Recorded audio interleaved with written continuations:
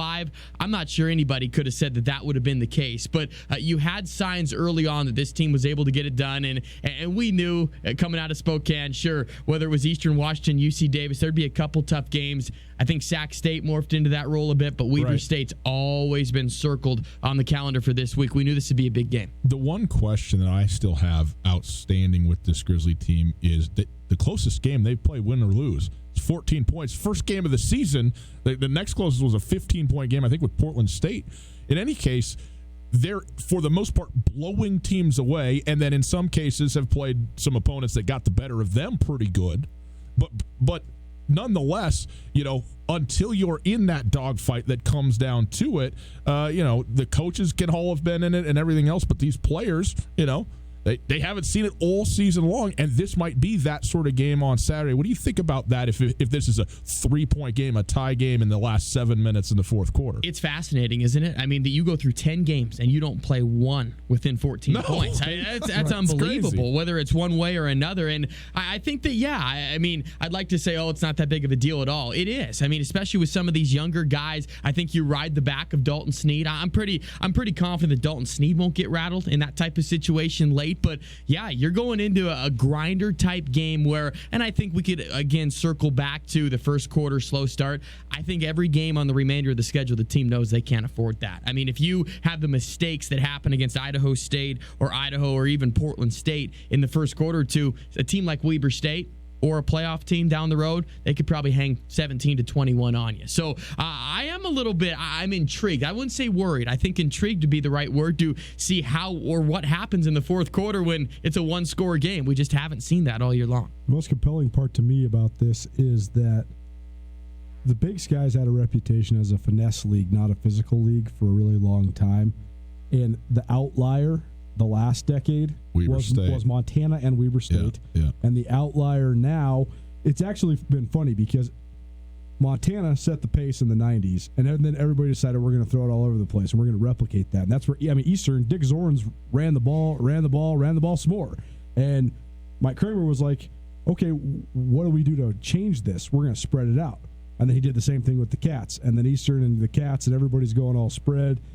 But the stalwarts were Montana and to a certain extent Weber State. But then now with North Dakota State winning like they have, it's unfortunate. I've said this before, but it's unfortunate those really great Eastern teams didn't get to play North Dakota State except for the one time in 2010. They beat them before they even got to the championship, and that Eastern team won the championship. That's here nor there, though. You've seen a gravitation more back towards the physical style of football at a lot of different programs, whether you're talking in the Big Sky Conference or around the rest of the FCS. But I think the interesting part about what Montana's faced, Idaho was actually a pretty decently physical team last week. 14 penalties, too. Jeez. Chippy and physical. I mean, just grow up. It's brutal. It was hard to watch, honestly. By the fourth quarter, I was like, get me out of here. The Grizz have won this game. Now someone's just going to get hurt. Let's just stop doing this. But anyways, Montana has played. I mean, Sac State is definitely athletic and physical for sure. But Montana hasn't played a punch you in the face, drag you in the middle of the street team, with the exception of the Cats, honestly, arguably, since Bobby's been back. They haven't got to play this. But Bobby loves this style. And this team looks like the old Weber State teams. I'm not sure Montana looks like the old Montana teams in a lot of different ways, but they're not going to back down. They're not going to back down from the challenge. That's going to be the most interesting part, though, because Coach Hauck has had glowing and specific things to say about every coach we've asked him about this year. He had nothing to say about Jay Hill, not as if he disrespects Jay Hill whatsoever. They just literally haven't crossed paths. And there is no real similarities between them besides their special teams acumen. They are not the same in personality or recruiting style or program style or anything. And so I do think it's an intriguing battle because it's not like, oh, I'm going against my old boy Petrino, who I've known for 35 years. It's not like, oh, I'm going against Aaron Best. I know what I'm getting in Eastern Washington. I know what I'm getting in Rob Fennessy. I know what I'm getting even in Andy Thompson at Sac State. This is completely new. And just the absolute dogfight this is going to be is fascinating to me to see how both sides react. It's Tootell Nuanez, 102.9 ESPN Radio, SWX Montana Television. Riley Corcoran, the voice of the Grizz, in studio with us. And Riley Colton touched on it briefly, and I know he did because he touched on everything. That was a good opening statement. That's right. Starting the 2-hour show. Opener and good. closer. Been listening to Jeff Choate. No further comment from me the on monologues. That was great. But he did mention the special teams and the acumen that not just the acumen, but the emphasis that Jay Hill has and is on that. And in Rashid Shaheed and Jerry Louis McGee, don't leave your seats when it's a punting situation. In fact, return to them. This is going to be very, very exciting. Coach Houck was asked, what do you got to do? And he says, tackle them. And it seems like, okay, well, thank you. Thank you, Bobby, for the insight. But the point is, he's like, you really can't kick away in a punting situation. I mean, you can kick it out of bounds, but that's not really what they're taught to do. You just have to cover the thing and make a play. Both these teams are way in the plus when it comes to punt return. What do you think about that matchup? I think it was interesting on that note, on that comment that he made, because a lot of teams, what have they done since Malik Flowers and Jerry Louis McGee went crazy the first part of the season? Give Montana the ball at the 40. Right. They kicked the ball away. They have not allowed. Malik Flowers has like 3 returns in the last 5 games. So with that being said, I'm excited because you're going to see these guys with the ball because neither coach is afraid in that aspect of it. So I think that'll be important. How about fake punts and fake field goals? Weber State fakes it more than anyone. Their punter Lloyd, he has 6 carries this year. I mean, how many times does a punter have 6 carries? There was the play on film that I saw. They were going for a field goal, literally, and he just takes off from the holder position. There was a seam wide open against Idaho, 45 yards to the house. So that part of the game, to me, is where it's going to be won or lost. I think an explosive play could be the difference in this, whether it's Jerry or whether it's Rashid Shaheed, Coach Houck. I was kind of taken aback by that comment that he is the most explosive player in FCS football. I think it grabbed everybody's attention, not only the receiving game, but the return game. But this game is so close, just the outset of the prep that I've done, that there is so many tinkers back and forth with these two squads that it's going to come down to a big play, and I'm probably on special teams. Yeah. I thought it was interesting, too, that Coach Houck said, well, what are you supposed to do, kick it away from them? How do you do that? Well, you can. I mean, to quote Bobby Houck 5 weeks ago, if you're good enough, if you're any good, they won't kick it to you, right? No Isn't doubt. that what he said? So, I don't know. I thought his analysis and concern of the punt team was accurate because it is a little bit harder to kick it away from a punter. But kickers now are so highly trained, like kickoff specialists are so highly trained that they can just kick a flutterer to the up back. Mm-hmm. I mean, Grizz, how many kick returns is Bryson Deming going to end up with in his career? Even though he's a 260-pound tight end. He might have more than Flowers by the end of the year. He's got like 5 or 6 because he's the up back. They kick it to him. So that part, and teams have kicked away from Rashid Shaheed.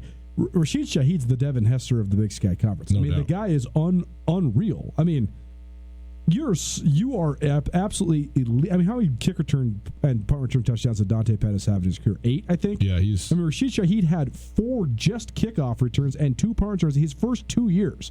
So people said, no thanks. Mm-hmm. He's only got 6 or 7 kickoff returns this year. Only. But the thing is, he wasn't their primary punt returner. Josh Davis was. But to take some workload off of him, and because it is harder to kick away from a punt returner, they put Rashid Shaheed down at punt returner. Now, shocking, he's leading the country 17.8 yards per return. So when Bobby Houck says he's the most explosive player in FCS, this is not as if he just saw him on film either. He went to Mount Carmel in San Diego, so I guarantee you Coach Houck knew who this kid was when he was at SDSU. Yeah. And here's a play that, and when you look at the grand scope of the season, one that will never obviously make it because it never counted. But there was a kickoff. They played San Diego State in the opener, and San Diego State won that game 6-0. Shaheed returned a kick for a touchdown that was called back by penalty. They would have won the game. Can you imagine just how we're looking at Weber State if they are sitting now 9-1 but have an FBS win? Shoot, they're number 2, maybe knocking on the door right behind Indy SU. I know it. I mean, you just look at the grand scope, but that's how big time Shaheed can be. And Coach Houck, I think he looked at San Diego State film a lot because of those parallels. The fracturing of the FCS has been fascinating. Not fracturing, but the tiering of the FCS has been fascinating because James Madison's poured so much money into football that they basically sit in a tier alone, right below the people that sit in the tier alone by themselves for 10 years, and that's North Dakota State. Yeah. And then you have this third tier of, I'd say, 10 to 12 teams that are from the power FCS conferences that are all sort of chasing that third spot. But no one has really been able to beat a healthy James Madison team, and no one's been able to beat any version of a North Dakota State team. I mean, Dan Hawkins told us earlier this year, that's the best NDSU team. They've been doing it for 10 years. That's the best one. I mean, when's it ever going to stop? I don't know. But the thing is that Weber is, to me, the only team that's consistently been able to rise up and challenge. And I think it's an incredibly undertold story. For whatever reason, because Jay Hill's an understated guy, because their players are understated players, they don't have a lot of rah-rah guys or guys with superstar personalities. And they're not at programs like Montana and Montana State, where even if you're a quiet guy like Dante Olson, you still become a star because of your production and because of the fan base. But Weber, I mean, they've won 28 out of their last 32 Big Sky Conference games. They've won 13 Big Sky Conference games in a row. 2 years ago in the playoffs, which was not their best team. They're better than that now. But 2 years ago in the playoffs, they took James Madison all the way down to the wire. A game that was a shoulda, coulda. I mean, instant classic. If not for a 50-plus yard field goal at the buzzer, James Madison, they're probably going to overtime. And Weber was awesome in that game. They looked athletically on par with James Madison. They looked strength-wise on par. And so, and then you look at last year, I mean, the playoffs can make a season become encapsulated in a completely different way depending on how you lose. I mean, people forget, Weber State, they're number 3 in the country right now. That seems such a landmark deal. They were the 2 seed in the playoffs last year. Then they just went against a Maine team that knocked the dog snot out of Jay Constantine. He threw 4 picks, and they looked awful on national TV, and everybody's kind of just like air out of the balloon. Weber State's just kind of overrated. But that's not true. They're really, really, really good. They just had a bad ending to last year. But I guess it's just fascinating to me, 2 things, that they have been the program out of all the programs that have risen to really be at the top of that 3rd tier behind the top 2 big dogs, but also that they don't get as much national recognition for it. Do you think it's because of style of play? Because they are the only team that went to a different direction, and they have owned that. And now, again, just to what your opening statement was saying, now teams are trying to follow suit kind of behind them. Did they rise to the top because they were different and dominated? I mean, I think that's a great question to talk about Weber State and how that they've risen to the top the last couple of years. I think part of it is that they are so good in pretty much all the ways that the common fan doesn't watch football. They've had the best offensive and defensive line in the league for 3 years. They've had the best kick returner in the country, arguably the best kicker in the country, one of the best punters in the country. If you have the best guy in the country, that's a huge advantage. Right. I mean, Jay Hill said it. He said, we might not have superstars, but I am confident that I have the best running back in the country, the best specialists in the country, and the best special teams returners in the country. That gives you 5 of the positions on the field. That's a pretty big advantage. I think the other thing is that they win by scoring on special teams. They win by dominating the takeaway margin, and they almost never win by going on 42-point runs like Montana. Montana's the antithesis of Weber, right? In the spectacular nature of how they bury teams. Because when they get rolling, it's ridiculous. I mean, it's touchdown, touchdown, touchdown, touchdown. I mean, they can go on 4 and 5 touchdown runs where it's just bomb here, bomb there, weapon here, weapon. It's amazing. 5 times this year, the Grizz have scored 24 unanswered points or more. That's an insane stat.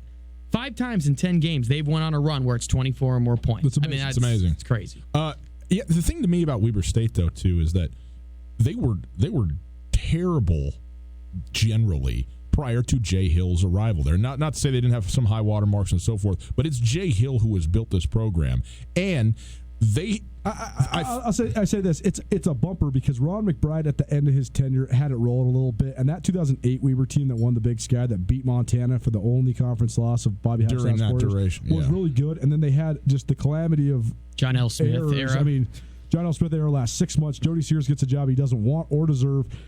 Fire, and then Jay Hill. But Jay Hill played for Ron McBride at Utah, so to me, there's a lot of continuity there, actually. Jay Hill the thing that's so impressive about Jay Hill is he was able to flush that terrible 5 years that they had and get it back to where Ron McBride had it, and then now superior to where he ever But had. I also think that often when you're talking about who's going to be the challenger to those other 2 programs, it's been teams who've had high water marks, but the team has changed kind of year in and year out. I think South Dakota State is in that conversation. I put Maine actually in a lot of ways on that same level of where Weber is now, where they were a national semifinalist 2 years ago and absolutely in it again in a top level deal this year. And can they continue to keep that going? I think the thing that's notable about Jay Hill is, as Coulter always says, some guys are great builders, some guys are great on top. It's really hard to be both. And Jay Hill has built the program and has now maintained the program for 2 or 3 seasons at that level. And can you still take yet another step again and close that gap between James Madison and NDSU? I don't know. Either direction, I mean, I think both these teams, Saturday, it's a signature win for whoever comes out with it, and that is what is going to make this game great. The other thing too is, if it's a blowout, maybe you do learn something. I don't think that's going to happen in either direction. So even in a loss, this is not a game that's going to, adversely affect. Like if these two teams both prove, yes, they are both top 5 teams, it won't surprise me if we're sitting there and they're ranked 4 and 6 or 7 come up the bowls regardless of what happens. I think the winner of this game will end up being the number 3 seed. I know it doesn't sound too crazy if Weber wins, but I think if the Grizzlies win out, they will move up to number 3 because signature win. Yeah. I do think that it's an enormous game for both teams. It's a prove-it game for Weber State because even with all this success I just talked about, I mean, they won in Missoula last time they were here, but that was during the building. That was during their first winning season under Jay Hill, not their first playoff season, not their first title season, and it wasn't against Bobby Houck. That in itself, I mean, you can tell in the league right now, everybody was a little bit fearful that Coach Houck was back, and now they're just straight up like, well, he's got it rolling again. Good luck to us because I don't know what we're going to do. But I think the other thing is, though, it's a gigantic game for Montana because I really do think that beating the number 3 team in the country on the way into Cat Grizz sets the tone, puts some intimidation into the Cats. On the other side, even if you win a close one or a big one or whatever, if you lose in your last home game, that's a little bit of a speed bump. But I do think it could be a backside motivational factor going into Cat Grizz, but you'd much rather be coming off beating the number 3 team in the country. Riley, one more thing I want to talk to you about before you go, but I was absolutely amazed, surprised at how many people weren't at Washington Grizzly Stadium on Saturday. And I thought, maybe this is just a result of what I do, and I talk about this stuff all day, every day, and I'm looking at it, whatever. But to have the Idaho Vandals coming back to Washington Grizzly in a traditional rivalry, one that many, many Montana fans still are, care about, and it matters to them, and I was just amazed. I thought it was going to be like a full deal. What do you think do you have an explanation for that, and what do you think is going to happen this Saturday? Well, I've heard and understood now after 4 years into this that hunting season, big time. Like Coulter was saying, it's crazy, but I can't believe that it's 1,000 or 2. And I think a lot of people may be waiting for this game, but it doesn't make any sense to me either in the sense of weather. I mean, it was perfect weather. Great for a November game. I could see if it was sleeting or something like that, why you might not have it. But I think that a lot of people were still at the beginning of this year wondering, okay, maybe they're 1 year away. Do we need to adjust all of our plans for it? But my goodness. And from your chair, you think that way? From my chair, I'm around Grizzly Athletics every single day. I don't understand how that stadium's not full, especially for a game this weekend. But it surprised me big time that for Idaho that it wasn't packed, sold out. And if it's not this weekend, I'll be even more surprised. I mean, this is what Grizz fans have been wanting, right? They wanted Bobby Houck back. They wanted a game for a Big Sky championship. They wanted a top 5 showdown. They wanted meaningful November football. I say it all the time, but this one checks all the boxes. What do you think? I mean, you don't have to make a prediction here or anything like that, but just as you see this thing going, what do you think in terms of how much scoring is going to happen or not? You talked about maybe an explosive play is the thing that does it. What are you looking for on Saturday? I think that first half, you're really going to see both teams feel each other out a little bit from the physical nature of it too, just to see, does anybody get blown off the line first off? I really think you're going to see another boring first quarter. I really do. I think 3-0, 7-0, one score either. Both teams will kind of feel out the process. This might be a little bit naive to think this, but Weber State's offense just doesn't have the explosiveness that I see that I think you need against the Grizzly defense. Grizzly defense has not allowed sustained drives for the most part this year. It's been a big play or 2, right? So I think that for Weber, they're going to have a big play or 2 in this one. For the Grizzlies, if they have a halftime lead in this game, wow, watch out. I mean, that's kind of the obvious statement, right, with the way they've been playing in the second half. But I think that there might be some things up the sleeve early on to kind of trick plays, everything. This will be played like a semifinal game. I just truly think that's the case, and it's a precursor to the playoffs and everything else, but it feels like a semifinal type preview, showdown, everything around the offices this week. So it's the intangibles, and that'll be fun for you guys to talk about all week long, but it's going to be the intangibles in this one that they're going to be the difference. Well, we do have a pair of tickets to this game. We've just posted it this afternoon on Twitter and Instagram at 1029 ESPN. We're getting your best Grizz pick. This is the last game of the season in the regular season in Missoula, and so we want to see what has transpired over the first 10 weeks of the year as you've been at games. Send us your best Grizz pick. Tag it, hashtag ESPN GrizzPick, and you can tag at ESPN, at 1029 ESPN on Twitter and on Instagram there. We'll select the 4 best as we see them, and then we will have a vote. We will put it to a poll for everybody to vote on the top 4 on Thursday and give those away that way. So make sure you check that out and get to the game because it's going to be a great one. Riley, we didn't even get to basketball. We got a whole season ahead, but for goodness sake, I mean, get some sleep or something like that because Deal. The brackish waters of football and overlapping with basketball is it's a heck of a time for you. I admit I had sweats on because I was prepping today, and I forgot you guys are big timers. You're on TV, so I threw on a pair of jeans just for you guys. Yeah, just for you guys. Riley Corcoran Sports Network. I don't know what he's talking about. He's on 7 different avenues of SWX Montana. Yes, he is. Well, Riley, we appreciate it very much, man. Have a good one. Okay? Always, guys. Take a quick break. On the other side, Dan Hawkins, the head coach of the UC Davis Aggies. They're hosting Montana State this weekend in a huge game for both teams. So UC Davis playing for their playoff lives, and Montana Montana State playing to have some momentum, a 3-game winning streak going in to the Brawl of the Wild. So big game this weekend there as well. We'll talk to the head coach of UC Davis right after this. Hey, it's Coulter, and I'm here with Catherine from The Advocates. If you've been in a car accident or need help dealing with the insurance companies, you should give The Advocates a call. They can tell you if you have a case right over the phone. That's right. It doesn't cost anything to call, and we'd be happy to talk to you and assess your situation. You don't want to have to deal with contacting the insurance companies and setting up a claim. We can do that for you. We take the hassle out of the process, so you can just focus on getting better. There you go, folks. If you've been injured in an accident, give The Advocates a call, 406-640-4444, or online at montanaadvocates.com. You deserve The Advocates. Black Friday is coming, and for the hunter or gun enthusiast on your list, the best Black Friday sale is once again at Selway Armory. Selway Armory's annual Black Friday sale is the stuff of legends, with tons of inventory at and even below cost. Put Selway Armory on your schedule and get there this Black Friday and Saturday for the sale of the year on firearms, ammunition, and accessories. Get to the store at 2825 Stockyard Road, Unit E6 behind IHOP on North Reserve. Selway Armory's Black Friday sale, the best there is. Ready, set, shop. Have you looked at the calendar?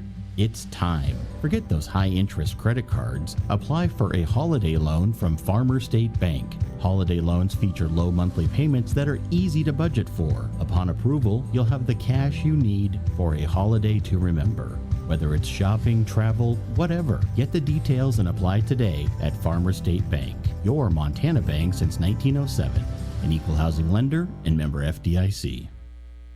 The biggest season in sports is shifting into overdrive, and the Desperado Sports Tavern has the fuel you need to make it to the finish line. By now, you've heard that the Despo serves the best wings around, but did you know they have a full menu with burgers, nachos, chicken strips, sandwiches, cheese sticks, and even steaks? Fill your tank, then wash it down with an ice-cold beverage or two. Keep your head in the game with 32 HD TVs and room for the whole crew. The Desperado Sports Tavern on South Russell across from the Y.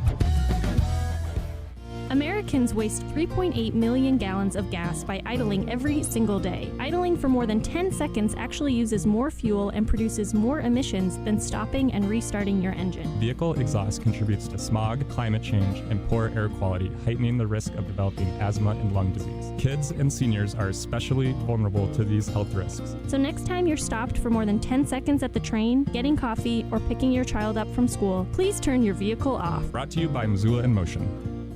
This is Tom Skerritt for the Borgen Project. Each year, nearly 2 million children die from preventable diseases. Each day, 30,000 people die from hunger. 500 each hour are children. The Borgen Project is turning this around. We need your help. To learn more, go to borgenproject.org. That's BORGEN project.org. ESPN Missoula Sports Center. Good afternoon, Ryan Tootell, Colton Nuanez. Here's a little bit of sports news for you. The Montana High School playoffs are into the Final Four in all 5 classifications after another weekend featuring games both contested and lopsided. The top 4 seeds held in Class AA, setting up a pair of primetime matchups Friday night. Top-seeded Butte High destroyed Kalispell Glacier 51-14 to earn the right to host their first semifinal since 2013. The Bulldogs will host Billings West, the defending state champions, who took care of Helena Capital 48-27. Missoula Sentinel will host the first semifinal playoff game of the 21st century in Missoula when the Spartans welcome Bozeman to the Garden City. Sentinel's into the semis for the second time in 3 seasons, but will be favored as Missoula County Public Stadium hosts its first semifinal playoff game in 25 years. Amazing. In Class A, Hamilton earned revenge against Billings Central, the team that beat the Bronx in the state title game last year. Hamilton won 34-17 to earn the right to go to Miles City for the semis. The Cowboys ended Frenchtown's season with a 43 win. On the other side of the bracket, Dillon will host Laurel after the Beavers beat Haber 47-7, and the Locomotives blasted Libby 50-0. In Class B, Fairfield beat Florence, Manhattan down Loyola, Eureka blasted Columbus, and Red Lodge beat Malta. This ESPN Missoula Sports Center is brought to you by Aspen Sound.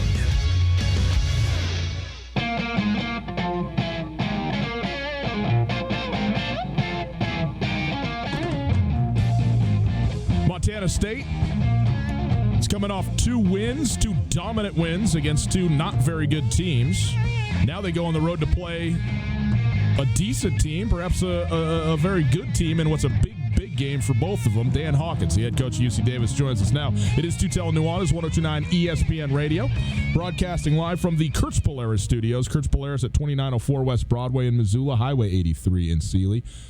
December 7th, the 7th annual snow day at Kurtz Polaris, 1 day only, 10 a.m. to 4 p.m. The biggest sale of the year, 1 day only at Kurtz. All right, we go now to the Rankish Brothers RV phone line. We welcome in the head coach of the UC Davis Aggies, who host Montana State in the second to last weekend of the Big Sky Conference season, Dan Hawkins. Coach Hawkins, thanks so much for being with us. We really appreciate it. How are you?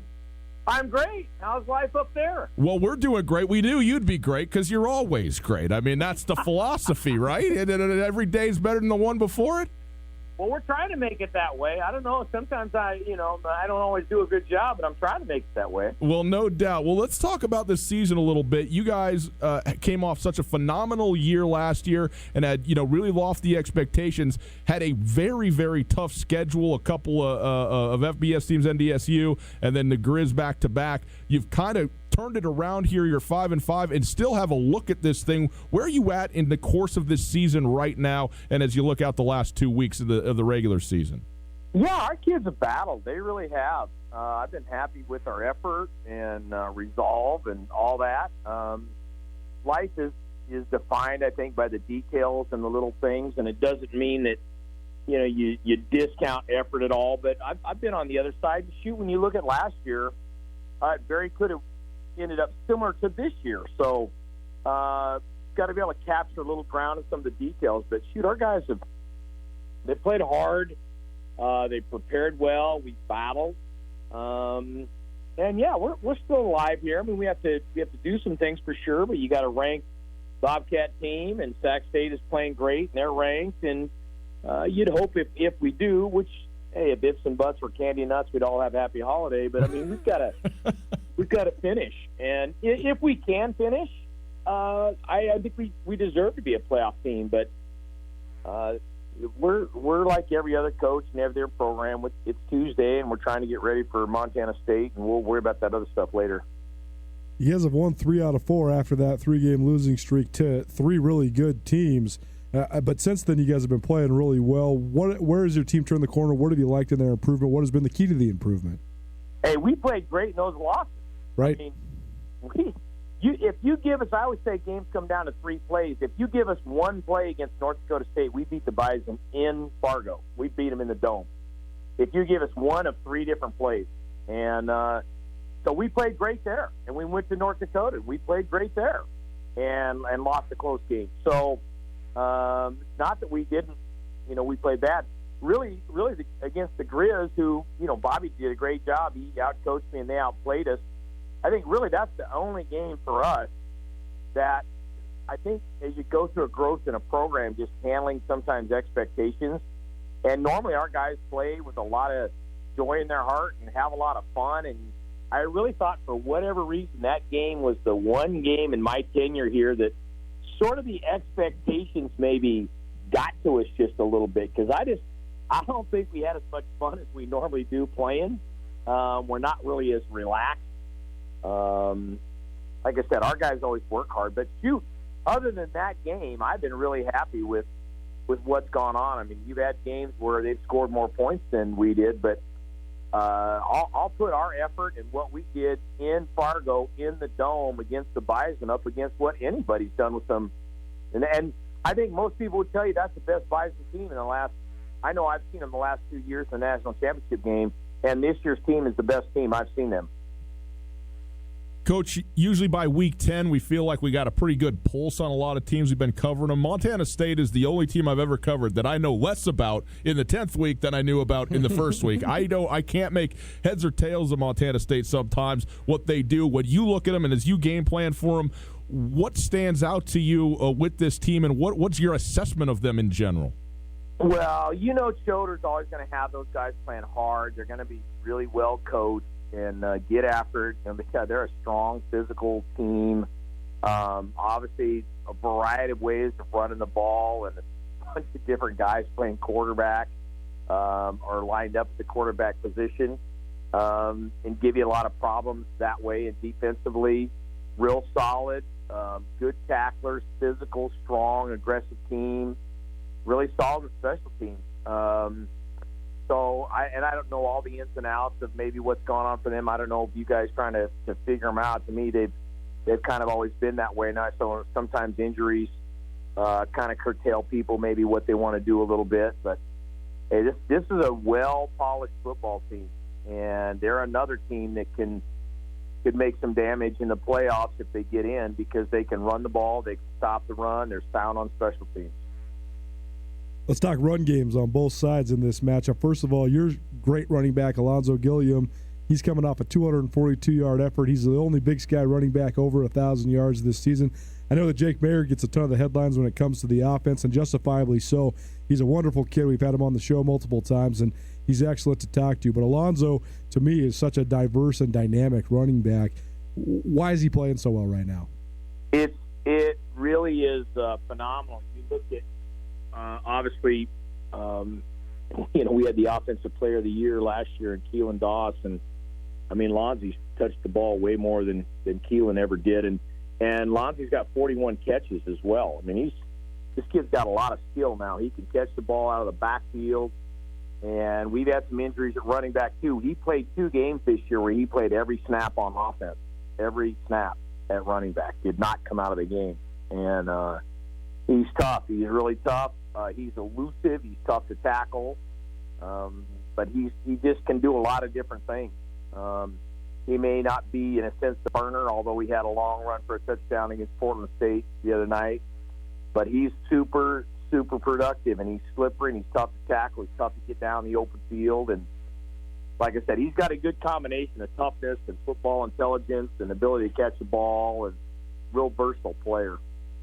Dan Hawkins joining us. He's the head coach of the UC Davis Aggies. UC Davis hosting Montana State, 4 o'clock Pacific, 5 o'clock Mountain on Saturday. And when you look at the other side on the Bobcat run game, they've had 6 different guys go over 100 yards rushing in a single game this year. They come at you in waves. Even the last couple weeks, they've had even more guys get involved in the run game. Guys who hadn't even touched the ball the first couple months of the season are all of a sudden getting jet sweep and fly sweep plays. What do you see out of Montana State's run game that makes it diverse and hard to stop? Yeah, that's it. They all kind of do. I mean, they can run option out of it, which they do, but then it really becomes a lot of legitimate quarterback run game.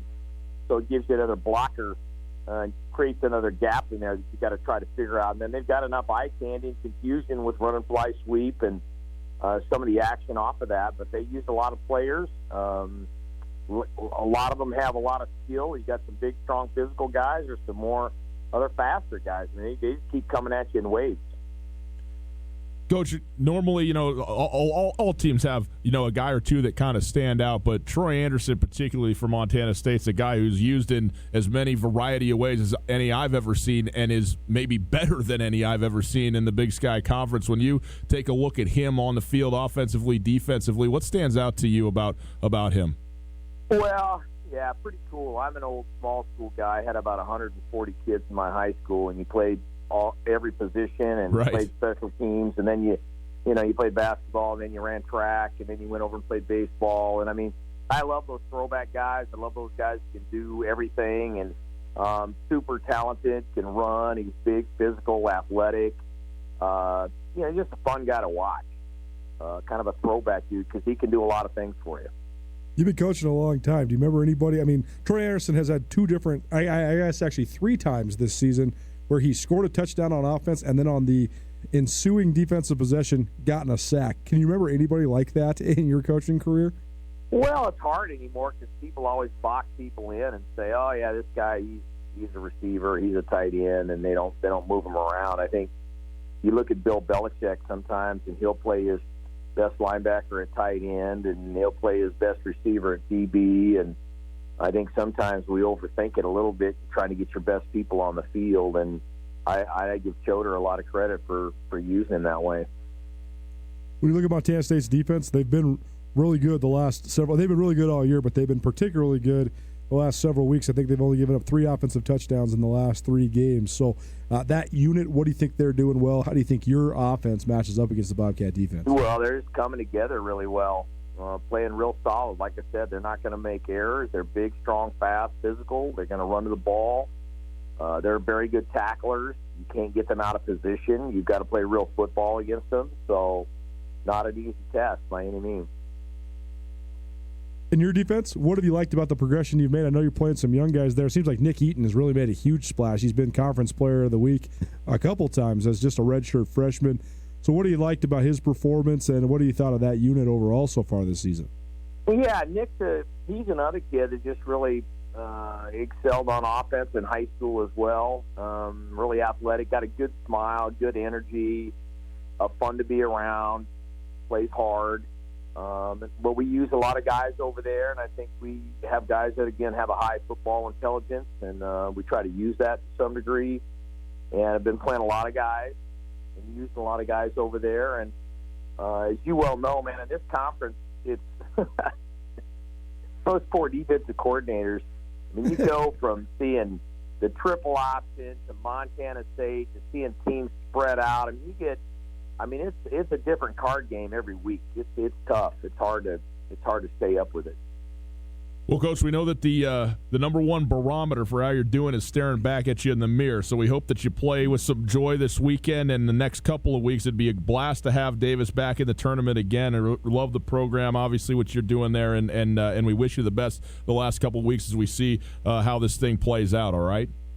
Yeah, appreciate it. Yeah, we'll play hard. We'll play well. I don't know what that means, but we'll do those things. Sure. Well, you bet you will, Coach. It's Tootell, Nuanez 102.9 ESPN Radio. We appreciate Dan Hawkins being with us very much and taking the time out to chat us up. And again, a huge game this Saturday evening game. It's nice. You can watch the Grizz game, then watch the Montana State game, kind of back to back there, which will be excellent. But a huge game. Golter, this is an elimination game for UC Davis, so they certainly. I mean. They may not be in anyway, but obviously they have to win the next 2 against Montana State and then Sacramento State after that. And for Montana State, I don't know if they have to win either of the next 2 football games, but it sure would make it a done deal if they closed out with a win somewhere. They have to win. You think so? Because they played a 7-5 Cat team has no chance getting in the playoffs. Okay, I think an 8-4 Cat team's on the bubble. Well, here's the thing. Let's say they lost. Well, I don't. There's no way an 8-4 Cat team is on the bubble. No way. They're in. It depends, man. No, I don't think so, man. They only have one good win against Southeast Missouri State, and if they beat UC, here's the thing. Here's the crux of the situation. UC Davis is a good win until the Cats beat them. because then the UC Davis is likely going to finish 5-7, and that's not a good win anymore. All I'm saying is this: the Montana State Bobcats are the number 10 team in the nation. Yeah. If they beat UC Davis, they will be 10 or better. And even if they were then to lose in the brawl, they would be losing to a top 10 ranked opponent. I agree. And so they would be in. And obviously, if they win that game, then they would be in. If they lose both, they're out. Okay. All right. Well, it becomes a huge game. I mean, the pressure cooker that Cat Grizz is already would just be that much higher if Montana, if Montana State doesn't get a win in Davis this weekend. It's Tootell Nuanez, 102.9 ESPN Radio, SWX Montana Television. We'll talk more about this football game, hear from Jeff Choate, and discuss playoff scenarios right after this. Hey, winter driving, it's dark. It's a little more dangerous than normal. It's really dangerous at night if you can't see, okay? Is that something that's news to you? Well, it shouldn't be. Shine Auto Detailing, they're going to take care of you this week only. Regularly, a $70 headlight restoration is half price, $35 this week only. Headlight restoration. It'll take 20 minutes or less, and it will make driving at night so much easier and safer for you when you can see with the full vibrancy of your headlights, not without the opaque covering that is over the top of your headlights right now. Go in there, Shine Auto Detailing. You can go to MissoulaAutoDetailing.com. Just Google Shine Auto Detailing, click on them, make a reservation, an appointment right now. $35 this week only, half price headlight restoration from Shine Auto Detailing. Drive safely this winter. Alpine Touch has been part of the fabric of Montana for more than 60 years. Decades ago, Russell Street started selling his touch of magic in whitefish. Years later, Alpine Touch's all-purpose seasoning remains a favorite. It's tailgating season, and there's no better way to spice up your grill before a Grizz game than with Alpine Touch. Go to alpinetouch.com now and use the checkout code ESPN10 for a 10% discount on your order. Alpine Touch is here to keep your mouth watering all football season. Alpine Touch, Montana's special spice. Do you know what's at stake after a car accident? Not only will you have to deal with pushy insurance companies, auto repair shops, endless doctor's appointments, and dozens of unforeseen problems, but also your normal day-to-day life. I'm Coulter here with Catherine from the Advocates Injury Attorneys, and she knows how hard this can be. That's right. And with all of that, it can seem tempting to take the quick settlement that the insurance company is offering. But I can tell you from experience that it is not going to be a fair amount. I see it all the time where someone has settled with the insurance company and months later realizes that they still have pain from the accident, and now they're having to pay those bills out of their pocket. I don't want that to happen to anyone. So what should our listeners do, Catherine? Give us a call and discuss your situation with an attorney. The call is free and we'll gladly talk about your situation with you. If you have a case that we can help with, you will owe us nothing out of pocket. We actually make the insurance company pay for us to help you. There you have it. Call the Advocates at 406-640-4444 or go online, montanaadvocates.com. You deserve the Advocates on your side. Hi there, it's Les Schwab Tires. Well, more like Les Schwab alignment and brakes and shocks and wheels and tires. Now, some tire places don't offer all that. They only sell tires. And we're not sure how they sleep at night because all those services affect things like steering and stopping. That's why we offer more than tires to help keep you safe. Stop by or book an appointment at leschwab.com. Les Schwab Tires, doing the right thing since 1952. On Russell, across from the fairgrounds. Are you interested in putting solar panels on your roof? Do you want the latest on Montana's renewable energy policies? The Montana Renewable Energy Association is a leading voice for renewable energy education and advocacy in Montana. From community-based clean energy events to advocating at the Montana legislature, they work to ensure Montana's future is powered by the sun, wind, and earth. Find out more about MREA and join as a member by visiting montanarenewables.org or calling 406-214-9405. Designed to save lives and prevent crashes, the Montana Department of Transportation is busy designing the Stevensville Safety Improvements Project on Highway 269, one of Montana's most dangerous highways. The community is warmly invited to ask questions, share thoughts, and meet the design team, as they will be working for Morningstar Caffeine and Cuisine in Stevie from 9 a.m. till 1 p.m. on Thursday, November 14th, 21st, and December 5th. Call the project hotline for more details at 406-207-4484. Tootell and Nuanez on 102.9 ESPN Radio for Missoula.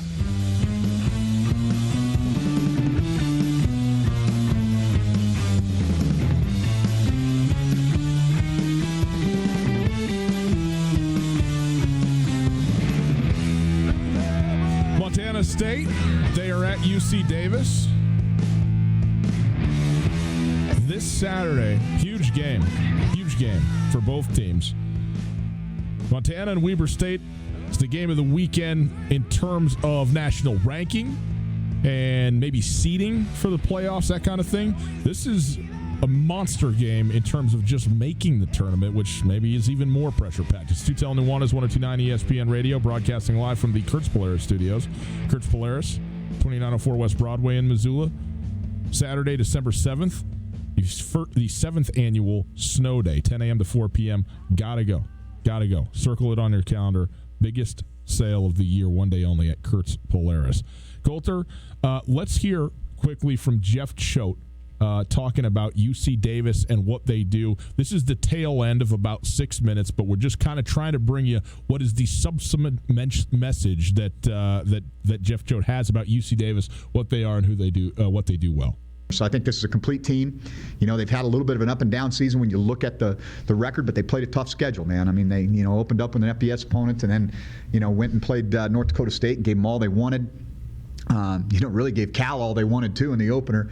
And so, why is a question that I'm sure they're probably asking, but I know all they care about right now is how. How are they going to go get that next win and move forward?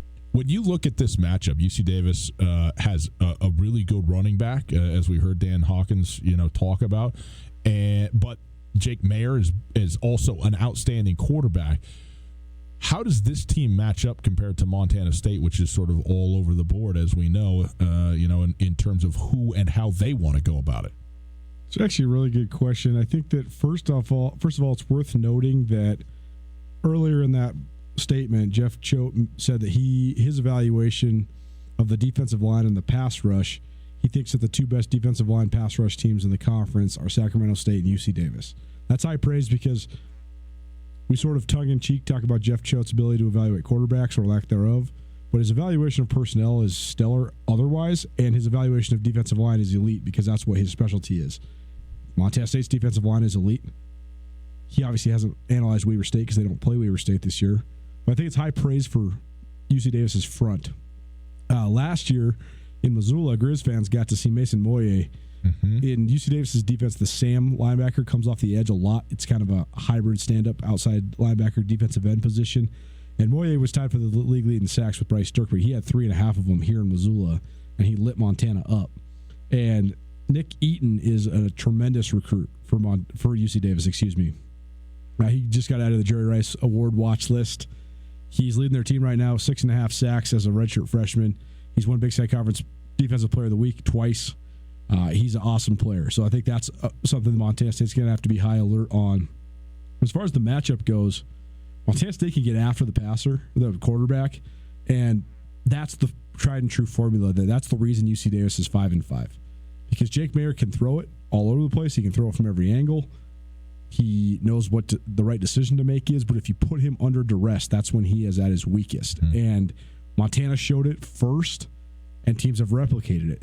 That's why they lost to Montana. That's why Montana State certainly has the ability, as good as anybody, to get after the quarterback. Totally. I mean, Bryce Dirk added to the Buchanan Award watch list last week, I guess it was. Yep. And we know who and what they are defensively, really at all three levels, but especially that front seven. And they'll be able to slow down Alonzo Gilliam, UC Davis stud running back.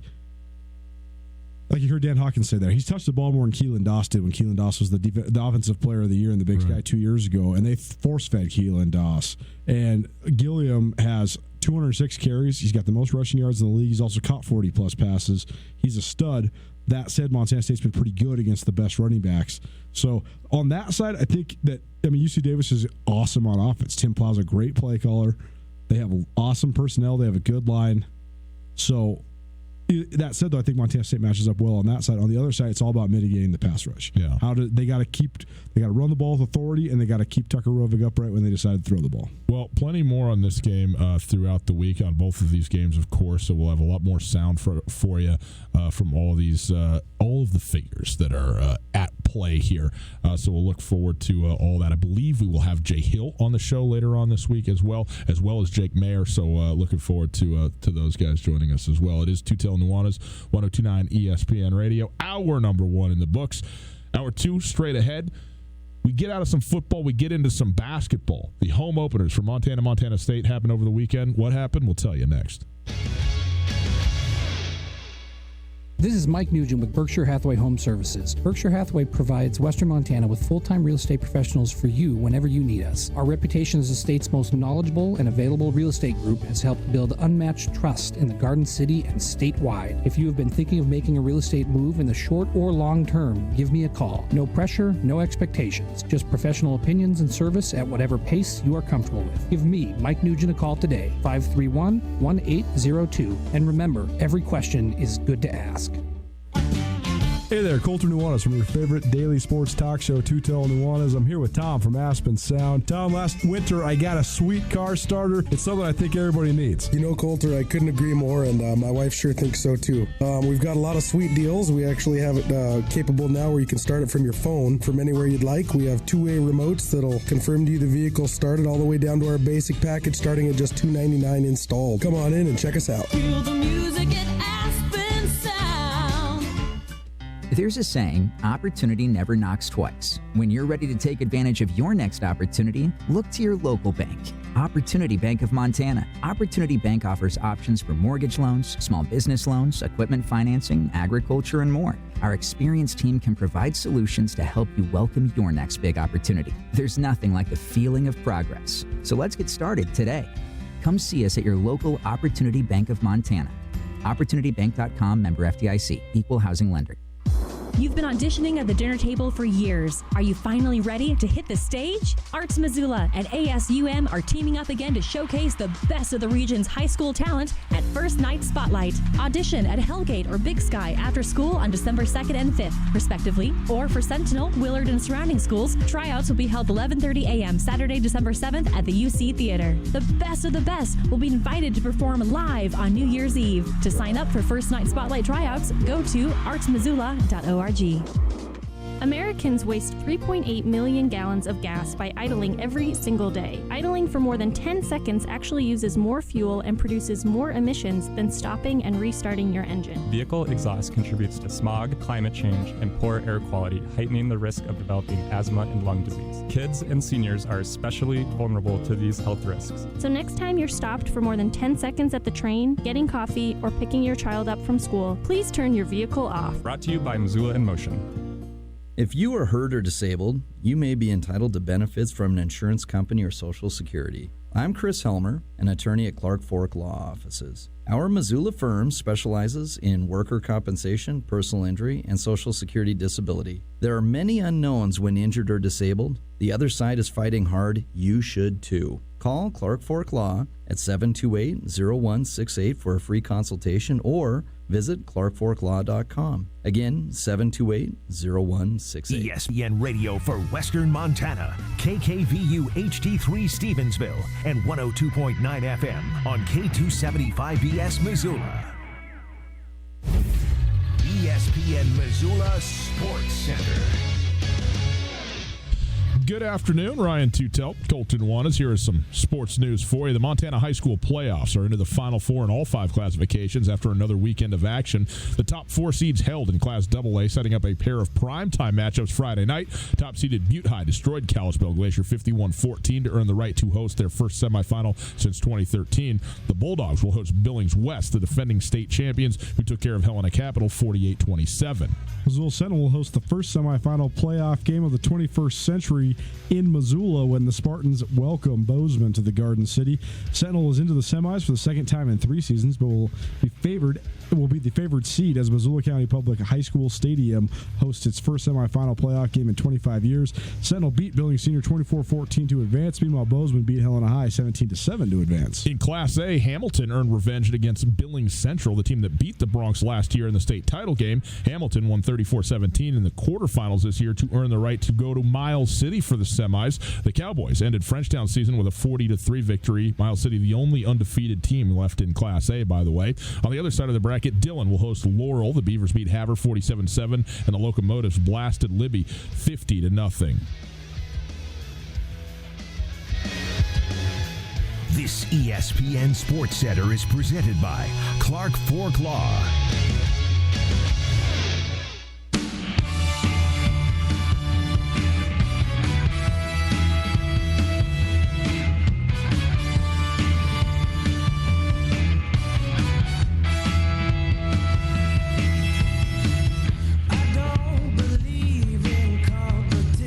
basketball season, people. It's on.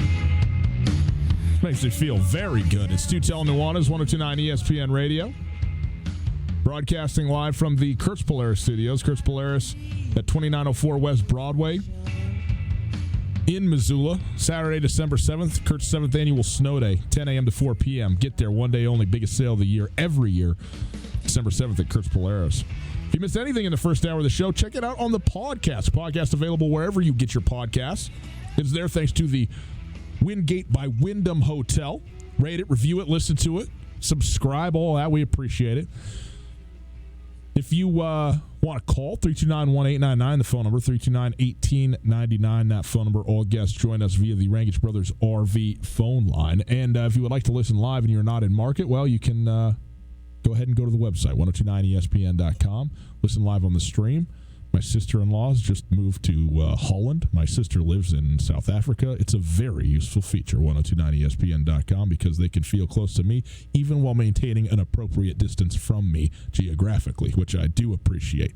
Sometimes you need to have 12,000 miles between you and a person to maintain a relationship. You know what I'm saying, Coulter? I don't have any relationships from 12,000 miles away. Well, don't know what to tell you, man. Anyway, listen on the stream. It's brought to us by Opportunity Bank, your local bank, your opportunity. One thing from the hotline, from Rangich Brothers hotline, when we were talking about why were there not that many people at the Idaho game, Riley Corcoran had mentioned, hunting season having an impact. Pat had called in and just wanted to mention, Hamilton and Frenchtown were both in the playoffs. Now, Frenchtown was on the road at Miles City. I don't know how many people that would have kept out of the stands at Washington Grizzly. I mean, you got to think that that's a very close friends and family only situation if you're traveling to Miles City for the Frenchtown football game. But certainly Hamilton, being in Hamilton, could draw some people or keep some people maybe down the bitter route that would have been coming up. But certainly the state high school playoffs and where they are in relationship to games that are happening in the state of Montana can certainly be influential in attendance, and that is worth noting. I mean, after all, football fans have kids that are football players very often, right? So that's, certainly worth noting. We appreciate the call on that.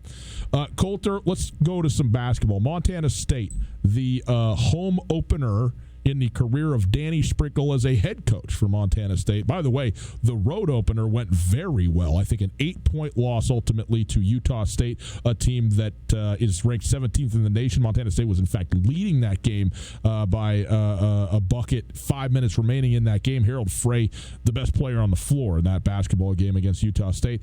They come home, do the Cats to Bozeman. They beat Rocky Mountain 93-60 in their home opener. Frey had 12 points, 8 assists, 6 rebounds. Belos, 16 points, who was such a good player from London, England. 16 points, 8 boards. Big 6'8" power forward. Looks really, really good. Paulo also had 16 points. I mean, this is such an international team right here. I mean, they're 3 top scorers, all of them international players. Rocky Mountain, obviously, again, then out of the Frontier League and Frontier Conference, and you expect a win of this sort from Montana State, but you go, back to Missoula, you kind of cement the thing, you get the first win under your belt, get your Go first back to Bozeman. To Bozeman, and play your first game in the Brick Breeden Fieldhouse, and you just sort of get that thing opened up for the season. It's got to feel good, and a strong win for Montana State in this. Certainly. I think that the Cats' performance at Utah State and the fact that they were winning late in that game, they were winning with under 5 minutes to play. I think it's made even more impressive by the fact that a couple nights later, Utah State turned around and absolutely just destroyed Weber State. They beat them 89-34.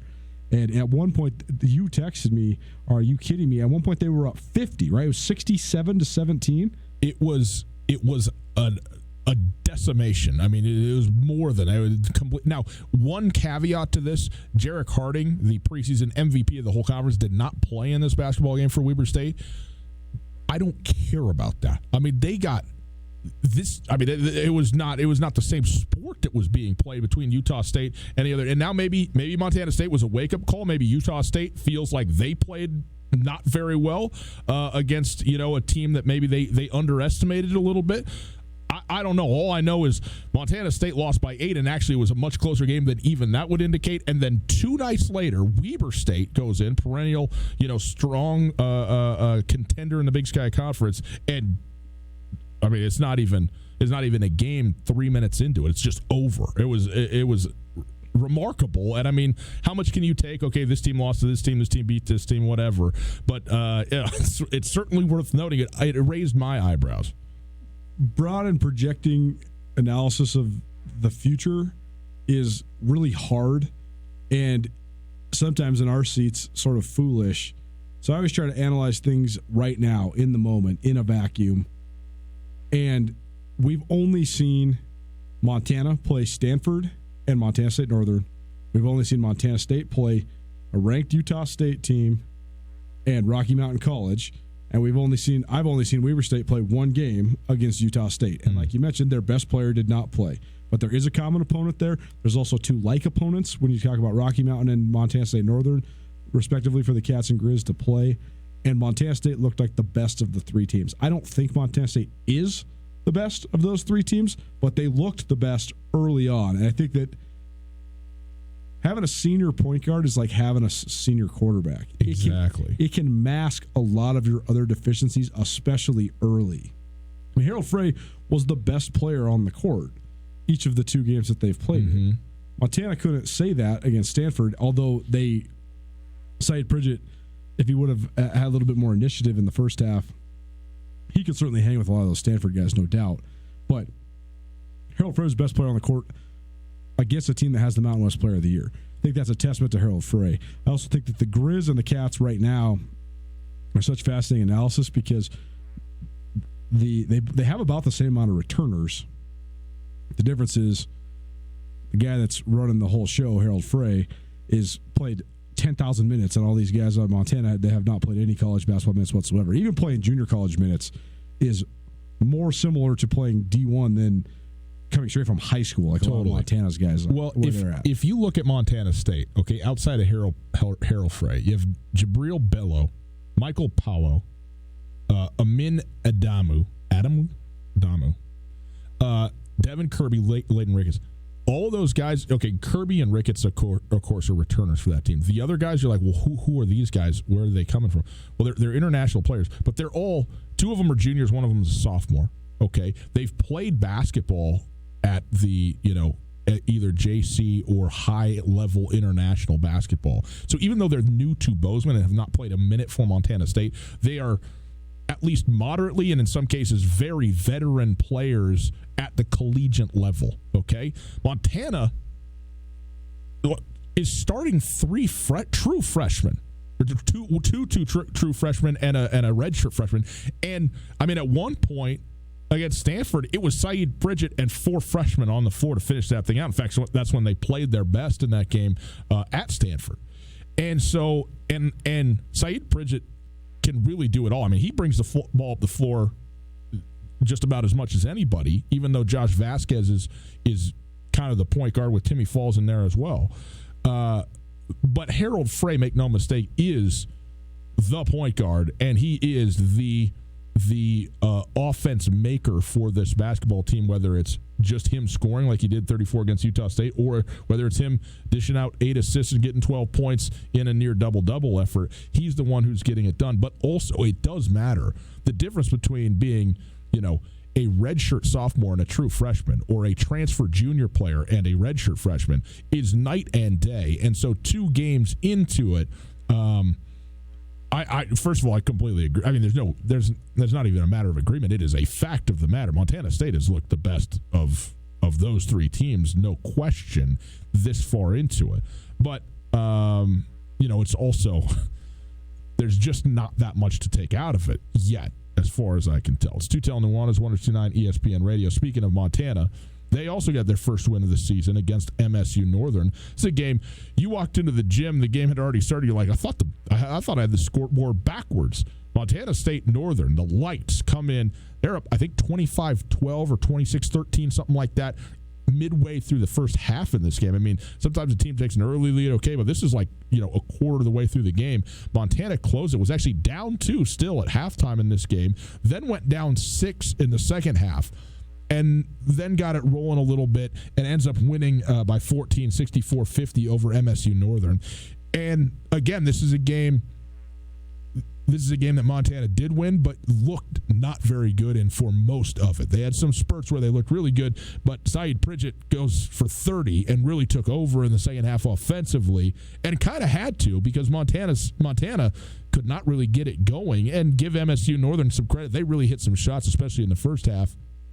So they gave the Grizz a good look. But this was, for as good as Montana looked in the first half at Stanford, they looked as bad as I've seen them look for that 6-minute stretch where they went on a 26-2 run on the wrong end of it. And then in this game, it was just a struggle really the whole way through. They were the better team, but in terms of talent and stuff, but it wasn't. It just was not coming very easily to the Grizzlies at all. And I think they're really searching for identity. And again, I think that's to be expected. You have a very young team with this Montana group right now. Montana State Northern has some veteran players, including Devin Bray, who was making his, finale in Missoula. He's a Missoula Hellgate guy, and he's a senior at Northern, and that's always a great experience. I mean, Adam Hughes, who's the son of former Montana State head coach Brad Hughes, he's a senior at Montana State Northern. So they got some solid guys. And Sean Hughes, who's a Missoula guy, I mean, he played at Big Sky. He's the head coach up there, and he does a great job. I mean, they play really hard on defense. They execute really well. The thing about Northern is they've always been really well coached, and they always are pretty fluid. They just don't ever have the talent to really compete with the upper tier NAIA squads, just because it's hard to get basketball players to move to Havre, Montana, shocking as that may seem. But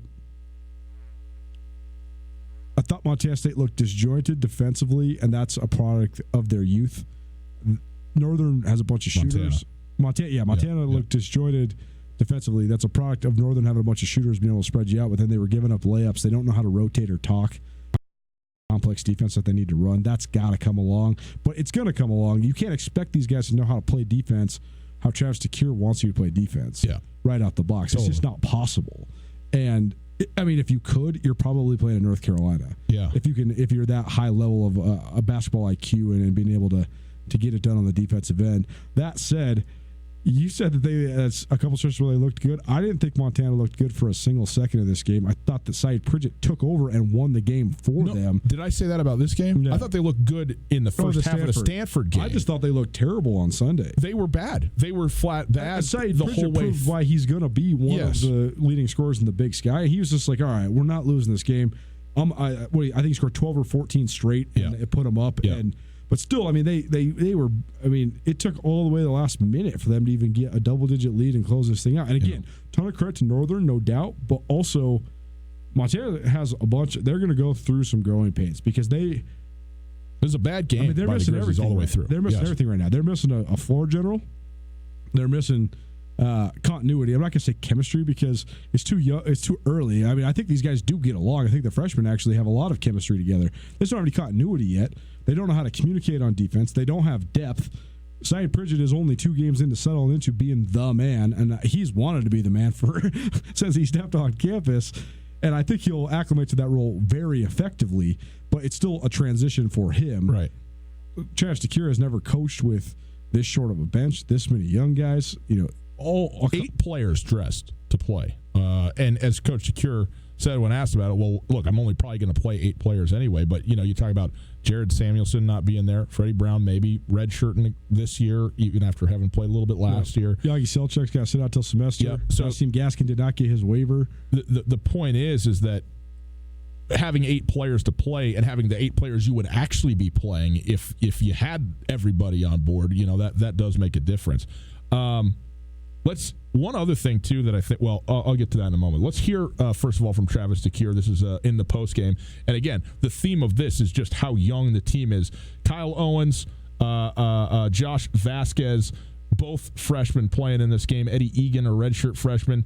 Derek Carter Hollinger is also a freshman. So half of this team that's available to play, not just underclassmen, but freshmen. He was asked about what it is, what he needs to see from this team and what it's like to have the young guys on the team, how they're going. I like that they're letting us coach them. they're making adjustments. They're trying their hardest to be the best basketball team they can be, and they're not concerned with themselves, which allows us to be a good program. So, they don't have ego, and that's very difficult when you recruit the way that we recruit and the types of kids that we go after.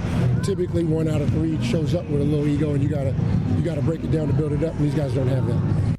So that's a good thing, and that's I think an important thing, obviously, from a coaching standpoint. Syed Pridgett post game was also asked, "What do you like about the young guys?" Because it's kind of tough. I mean, he's kind of the senior, the leader of this team. Now all of a sudden you're surrounded by a bunch of guys who haven't played at this level basically before in a lot of spots. Obviously, Kendall Manwell has been there, Mac Anderson, etc. But it's a totally new role for both those guys too. Yes. I mean, Manuel is a great spot scorer, but he's never really been relied on to be a number 2 scorer, and the guy who has to create his own shot, get to the rim, the guy that has to play 35 minutes and play on defense like that. So he's going to be a work in progress too. So, but Syed asked, about the freshman, what he likes about him.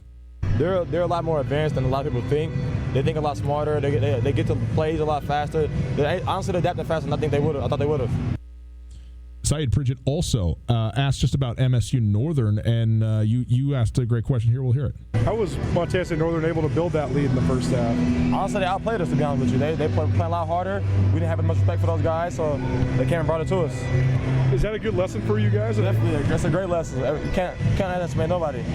Now, I would also say this. If Jeff Choate could speak as quickly as Syed Pridgett, it would be a 4-minute presser. It'd be done. You know what I mean? I mean, he gets through it now. Syed Pridgett does. He's a print journalist dream. Yeah. Gives you a 5-word answer, everything you ever want. Let's go. I thought it was a good statement by him right there. I mean, he just said, look, they flat out played us, and we didn't respect them.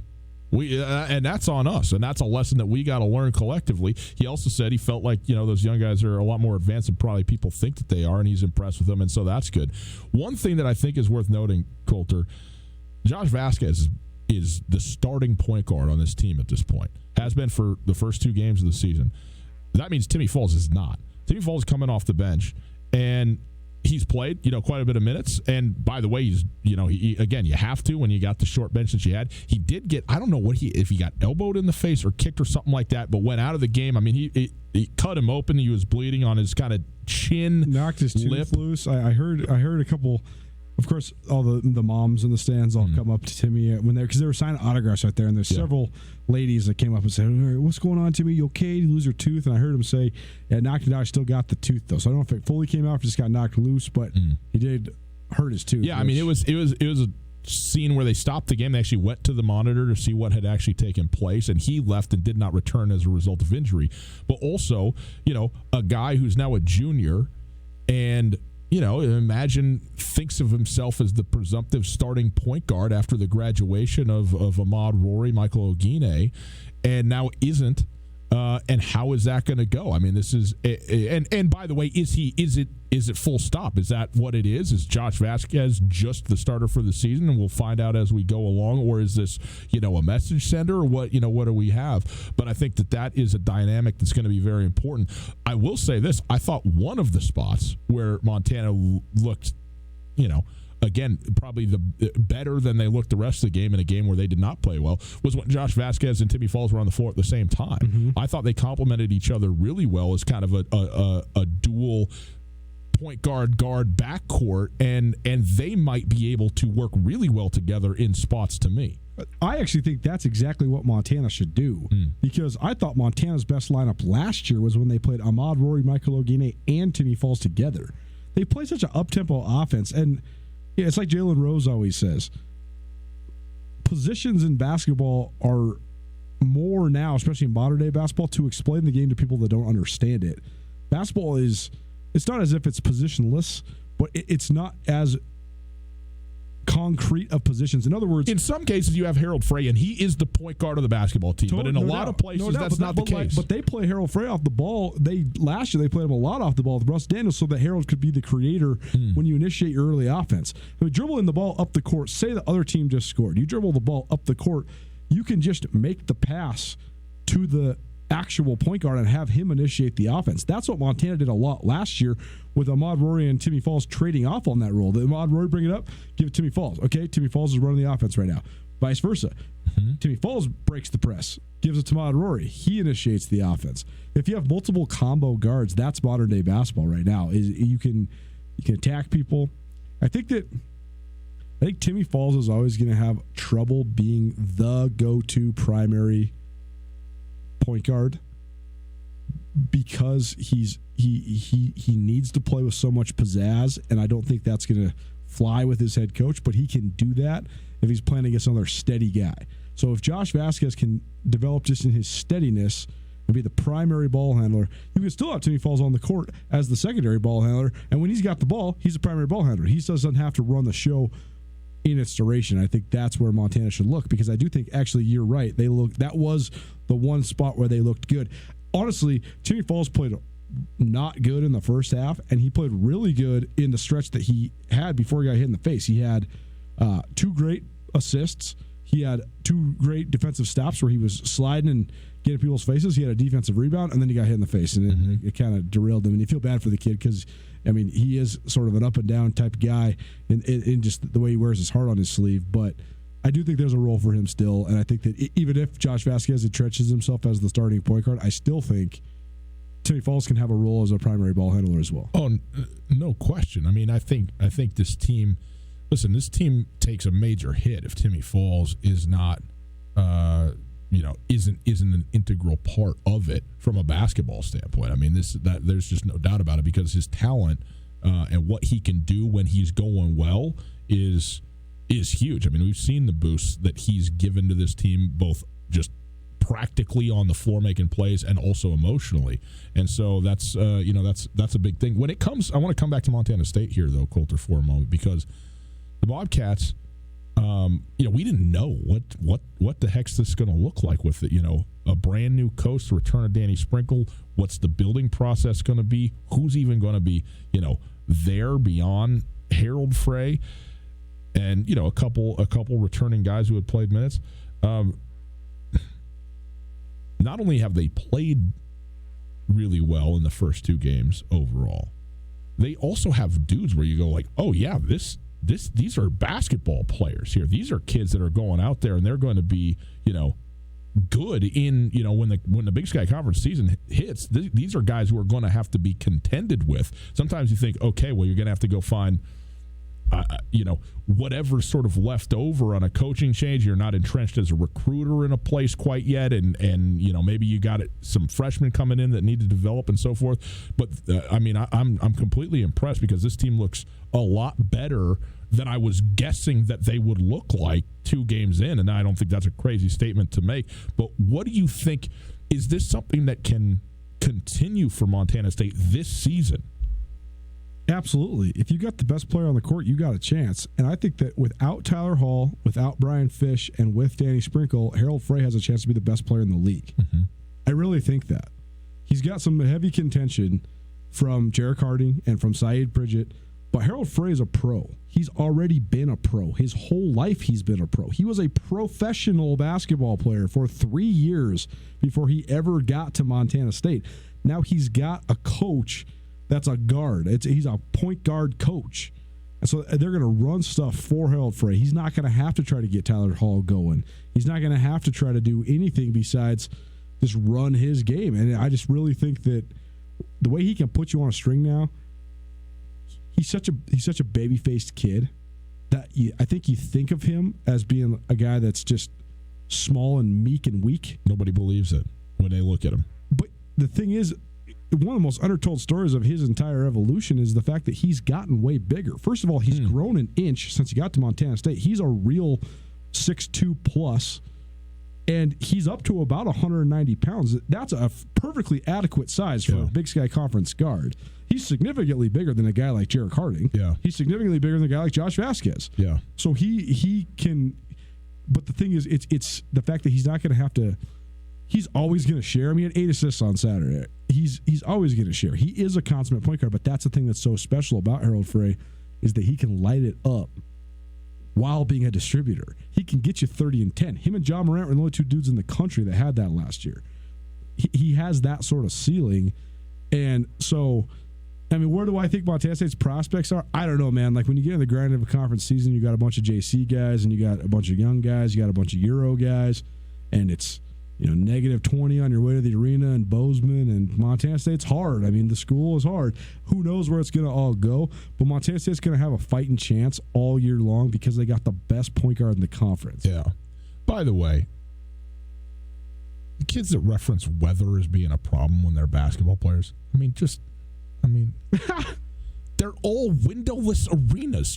No matter where you are, it's insane to me. Get over it. I don't care if you're playing the Arctic Circle or the equator. 75 degrees, there's a hoop, go shoot at it. It's Tootell Nuanez, 102.9 ESPN Radio, broadcasting live, as always, on a, Tuesday afternoon? I mean, it's not always Tuesday, but it's always an afternoon. It's now evening. Black. Yeah, we it's might nighttime. live on Mars. It's nighttime. We don't know what's going on. We'll take a break. Bryce Carver coming up. He's the head coach of the Hamilton Bronx. They are, for the third consecutive year, into the state semifinal, looking for the third consecutive year to get to the state championship game. They are on the road at Miles City. We'll talk to him about his team and their path right after this. Coulter, you and I, we like eating. I mean, if you're watching on SWX, that's pretty obvious. One place we like to eat, Iron Grizz. They got a garden right out in front. They're pulling food right out of their own garden to cook for you, get it up there. The chef that's in there, he's got it going on. This is, there's a lot of places that taste good and everything's fine, but this is actually a genuinely unique place to eat where the food is at another level. It's outstanding. One of my favorite places.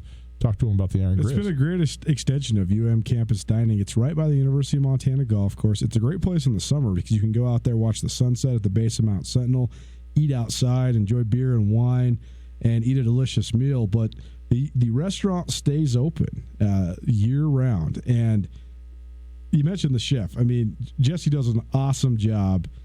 He went to culinary school. He's worked at Paws Up. He has done all sorts of different culinary pursuits, and he's a very creative guy. He puts the Harlequin duck eggs on almost everything, which it adds a little I'm into it. Original flavor. The Harlequin duck egg on the club sandwich, delish. I had that last week. Super, super good. They have great salads. So like you say, all the produce is grown right out front. It's a great place. Go check them out. 515 South Avenue East in Missoula, right at the base of Mount Sentinel at the University of Montana Golf Course, the Iron Grizz American Bistro. Alpine Touch has been part of the fabric of Montana for more than 60 years. Decades ago, Russell Street started selling his touch of magic in whitefish. Years later, Alpine Touch's all-purpose seasoning remains a favorite. It's tailgating season, and there's no better way to spice up your grill before a Grizz game than with Alpine Touch. Go to alpinetouch.com now and use the checkout code ESPN10 for a 10% discount on your order. Alpine Touch is here to keep your mouth watering all football season. Alpine Touch, Montana's special spice. We combine quality ingredients with home-style recipes to create the Montana Club's fall comfort food menu. Savor our tender boneless beef short rib or caramelized brandy apple pork shank. Dig into our classic savory chicken pot pie or fall for our zesty skillet lasagna. Top things off with our creamy pumpkin skillet a la mode. Scratch-made comfort food that's as real as it gets. Served 11:30 to close at the Montana Club on Brooks and North Reserve, Missoula. No matter how far you may go, there's always one just down the road. Town Pump, who pump it up. Hey, what a great idea. I'll stop by Town Pump and pick up some Pepsi and Mountain Dew to bring home to the family. 1 liters are buy two, get one free. And 12-pack Pepsi products are only $4.99. Town Pump, quick, easy, and right down the road. Town Pump, right down the road. Pump it up, yeah. It's only 5:30. You're up, awake, and ready for the day. At Florence Coffee Company, you'll find a light on and a friendly barista. In the cold, dark month of November, we want to reward you with the Florence Coffee Early Bird Special. Weekday mornings between 5:30 and 6:30 a.m., we will upgrade your purchase one whole size. It's early, it's special, and it ends November 30th. Offered at all 20 Floco locations, and visit us at FlorenceCoffeeCo.com. Florence Coffee Company. This is Tom Skerritt for the Borgen Project. Each year, nearly 2 million children die from preventable diseases. Each day, 30,000 people die from hunger. 500 each hour are children. The Borgen Project is turning this around. we need your help. To learn more, go to BorgenProject.org. That's BORGEN project.org. Are you interested in putting solar panels on your roof? Do you want the latest on Montana's renewable energy policies? The Montana Renewable Energy Association is a leading voice for renewable energy education and advocacy in Montana. From community-based clean energy events to advocating at the Montana legislature, they work to ensure Montana's future is powered by the sun, wind, and earth. Find out more about MREA and join as a member by visiting montanarenewables.org or calling 406-214-9405. ESPN Missoula Sports Center. Good afternoon, Ryan Tootell, Colton Nuanez. Here is some sports news for you. The Montana High School playoffs are into their Final Four in all 5 classifications. The top 4 seeds held in the AA level, setting a pair of primetime matchups Friday night. Top-seeded Butte High destroyed Kalispell Glacier 51-14 to earn the right to host their first semifinal since 2013. The Bulldogs get Billings West, who is the defending state champ, after they took care of Helena Capital 48-27. Oh, that's not the right one. I got the Grizz one from yesterday, but instead Missoula Sentinel will host its first semifinal playoff game of the 21st century when the Spartans welcome Bozeman to the Garden City. Sentinel moved into the semis for the second time in 3 seasons, but will be the favored seed at Missoula County Public Stadium as the venue hosts its first semifinal playoff game in 25 years. Sentinel beat Billings Senior 24-14 to advance. Bozeman beat Helena High 17-7 to advance. In Class A, Hamilton earned revenge against Billings Central, the team that beat the Bronx in the state title game last year. Hamilton won 34-17 to earn the right to go to Miles City for the semis.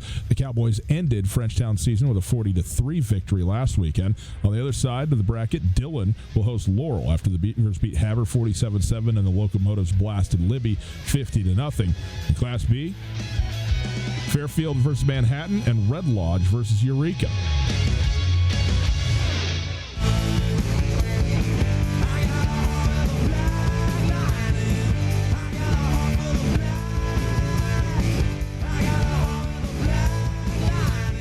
Speaking of high school playoffs, Hamilton on the road in every sense of the word, going 530-some miles to Miles City this weekend to take on the undefeated Cowboys in the state semifinal game. Bryce Carver joining us in just a moment. It's Tootell and Nuanez, 102.9 ESPN Radio.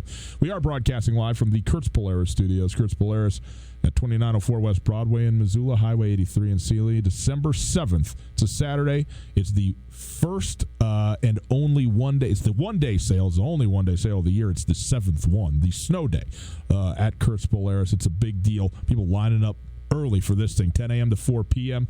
One day only. Make sure you are there. Kurtz Polaris, 2904 West Broadway in Missoula. We go now to the Rangich Brothers RV phone line, and we welcome in for our Opportunity Bank Coaches Corner the head coach of the Hamilton Bronx. They are playing in the state semifinals once again, this time at Miles City. Bryce Carver joining us.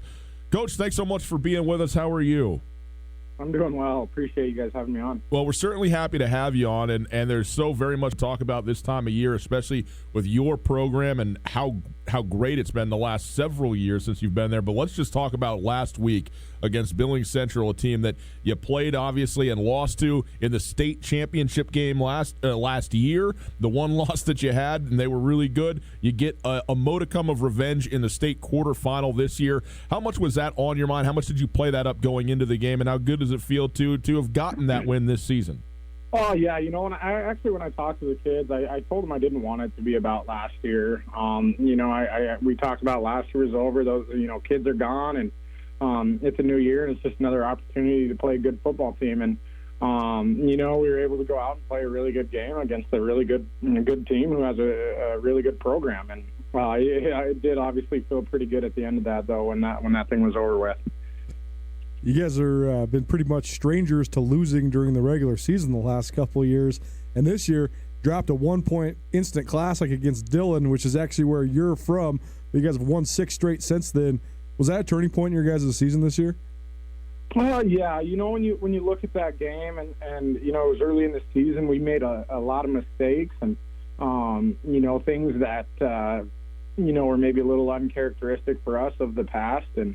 Dillon's a great team. Obviously, they're in the state semis too, and did good things against us. But I think it kind of, you can use that thing, a lot as a motivator and, use it to build your season. And I think our kids have done a good job since that game.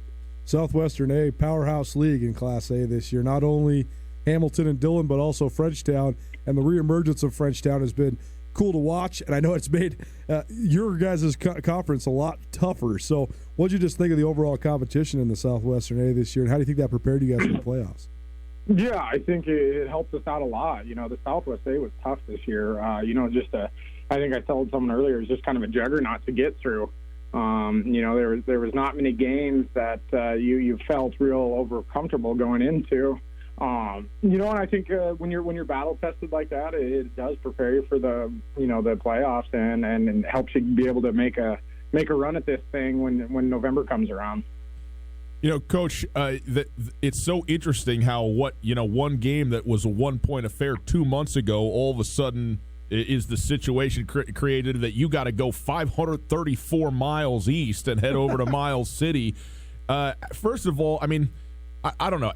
I don't know how to exactly ask how big of a detriment is it, and do you look at that game and go, what might have been if we could stay at home this weekend? But obviously that's all done, so now you got to go on the road. How do you manage that huge drive, covering those miles, and make sure you get off the bus and you're ready to go when kickoff comes? Yeah, that was the first thing I told our kids yesterday when they came to practice, is it's all going to be how mentally tough we are, to able to travel across the state and play a game. It's going to take us 2 days to get over there, and it's hard when you think about taking high school kids on 2 overnighters and what could happen and how their mindset's going to be. I think that is a big advantage for the home team, but we're going to just keep preaching, being mentally tough and being able to handle having to go on the road, come this week. Miles City Cowboys, I guess the Custer County Cowboys, are sort of like this juggernaut from a far land, right? Like it's so far away, and they've just been rolling through the Eastern A. But so many of the teams that made headlines this year in Class A were from the West. And so I think that people this side of the state don't really know much about Miles City except for the scores. But every time you look at the scores, they're beating teams by 4, 5, 6 touchdowns. It seems like they have an outstanding defense. What's your scout on Miles City, and how do you think you guys match up? They're very a very good football team. They haven't been beat all year. They gave up 16 points to Laurel early in the year, and then they haven't given up, more than 10 the rest of the year. And I think people talk about their offense so much and how powerful it is and explosive, but I think their defense kind of gets shadowed by that. When everyone kind of talks about Miles City, they've got some really, really good athletes in the skill positions, very fast kids, whether it's at DB or wide out, and then their linebackers and running backs are the same kids, and they're tough, physical kids, and then they do a good job up front. So I think that their scores are pretty up to par with what I've seen on film. I don't think they're a fluke of a team by beating teams by what you said, 4 or 5 touchdowns. I think they are the real deal for sure. Bryce Carver joining us. He's the head coach of the Hamilton Bronx. Hamilton at Miles City in the State A semifinals, 1 o'clock on Saturday afternoon. And you guys have been one of the dominant programs in Class A the last several years. And now Carson Rostad, your outstanding quarterback in his senior year, the only goal left really to achieve is a state championship. Is there an added element of pressure, since that hasn't happened, great as you guys have been in his senior year, to get that done? I wouldn't say it's a added pressure. Obviously it's something that we want to accomplish and that we've been pretty close to doing the last couple of years. But I've told people too, this isn't a state championship or bust season for us. I don't really like that mentality, because I think if you don't end up winning it, you kind of lose all the joys and successes you had throughout the year, because you only had one thing on your mind. So we're just going to keep doing what we're doing. Carson obviously is one of the more special talents to come through Montana in a long time. And it's just going to be, it's crazy to think about that he's going to be done here in a couple of weeks, whether it's this week or next week. And, we're just going to go do what we do and kind of let the chips fall where they land. It is a different dynamic, though, right? Because last couple of years, you think, okay, if we get it done this year, that's great, but we still have Carson for another year, and now there is no Carson for another year. What's it been like just coaching this kid? Because he's been so consistent in his performance and so tremendous. I mean, we've had him in the studio. He's a great kid. So just being around him on a day-to-day basis, what's the experience been like for you as a coach? Yeah, it's probably, I kind of tell him, too, I think he's done more for me than he'll ever realize. But just how good of a kid he is, I think that goes miles more than what he's able to do on the field. He's such a good kid, and he's a 4.0 student taking 5 advanced placement classes, and then a 6th one is a dual enrollment class this semester. We're still keeping his 4.0.